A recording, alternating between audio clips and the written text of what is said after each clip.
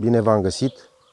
Astăzi suntem în 23 iunie și așa cum am preconizat la începutul ploilor, pentru că m-am uitat pe câteva site-uri și știam că o să dureze destul de mult aceste ploi, la momentul când am făcut ultimul clip se adunase undeva la 150 de litri pe metru pătrat. De atunci cred că au mai fost undeva la 9 zile, 10 zile în care a plouat aproape continuu. De pe atunci preconizam că o să avem o grămadă de boli. În primul rând făinarea de după, dar nu știam că o să dureze atât de mult. Și cu insectele la momentul respectiv am spus că s-ar putea să se oprească. Ba dimpotrivă, odată cu instalarea bolilor, au intervenit și câteva insecte destul de și-au atacat destul de tare. Mă refer aici la păr. După cum știți, am ars din greșeală câțiva, dar chiar și așa unii dintre ei și-au revenit. Dar în schimb am găsit pe vârfurile lăstarilor atac de purice melifer. Și pentru că n-am avut cum să tratez în perioada de ploi, au făcut destul de mare prăpădu.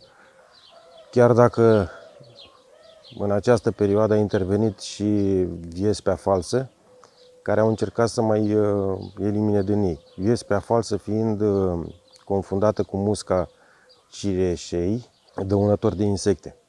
Drept urmare, mi-am dat seama că am puricele melifer în peri, pentru că am văzut o grămadă de viespi false în zonele respective pe lăstarii tineri. Abia atunci, pentru că fiind ploaie continuu, n-am mai intrat în livadă, dar mi-a atras atenția chestia asta. Abia atunci mi-am dat seama că am atac masiv de purice melifer.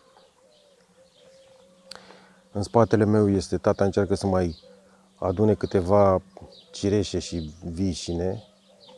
Marea majoritate sunt crăpate, așa cum am spus, și la fel marea majoritate sunt pline de putregaiuri. Asta înseamnă că mi-a intrat și monilioză, mi-a intrat, din ce am observat, rapăn în mere și pere și probabil o să apară, ar fi trebuit să apară și făinarea la vița de vie și și în general la marea majoritate a speciilor. Dar ieri, pentru că am prins un timp de 4 sau 5 ore bun, am făcut tratamente cu câteva insecticide și fungicide. Și am făcut,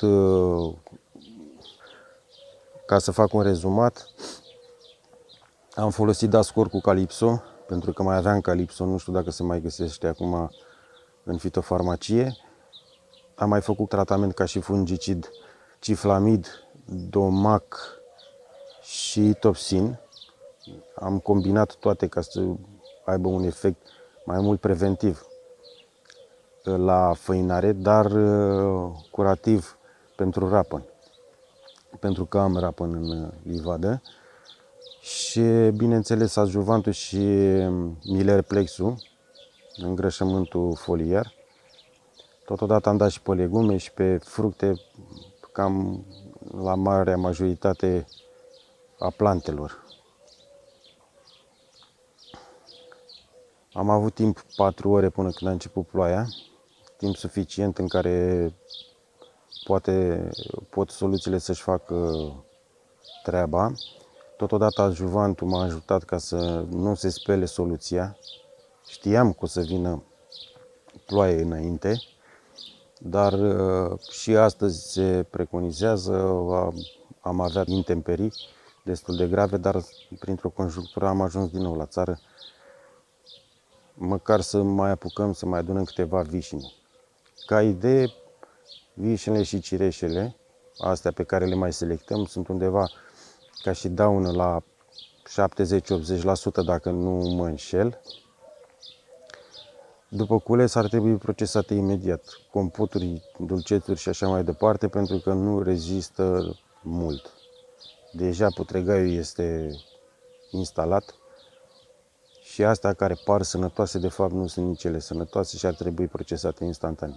Adică, practic, la o oră, două, nici măcar păstrate pentru a doua zi nu se mai poate, pentru că una infestată, într-o zi infestează jumătate de înlădiță. De exemplu, cum îl vedeți pe tata acolo, selectează una câte una.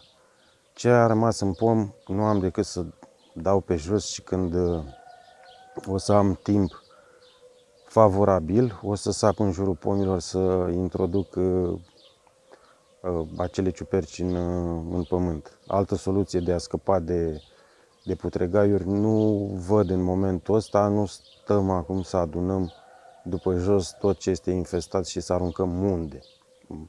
Nu avem compostor, nu avem de aruncat în foc, n-ai cum să arunci în momentul ăsta, deci aștept perioada optimă pentru a săpa, pentru că în momentul ăsta pământul este arhi suficient de umectat. Am avut și ceva daună, dacă pot să spun așa, din cauza acestor ploi, și anume un prun, e vorba de Early Queen, o șarpantă întreagă s-a prăbușit în perioada furtunilor, nu știu, bine, supragreutății, dar bănuiesc că și vânturile puternice au făcut în așa fel încât să înrupă câteva șarpante principale. O să pun câteva imagini. Este vorba de undeva la 30, dacă nu 40 de kilograme pe acea șarpantă. Nu vreau să exagerez prea mult, dar a fost destul de grea ca să pot să tai de la locul respectiv. Și mai am încă o problemă la un piersic plat. În rest, în spatele meu este părul ars cu total. E cam singurul care și-a revenit destul de bine. Deci ăsta a scăpat în momentul ăsta de efectul erbicidului. Mai am încă 3.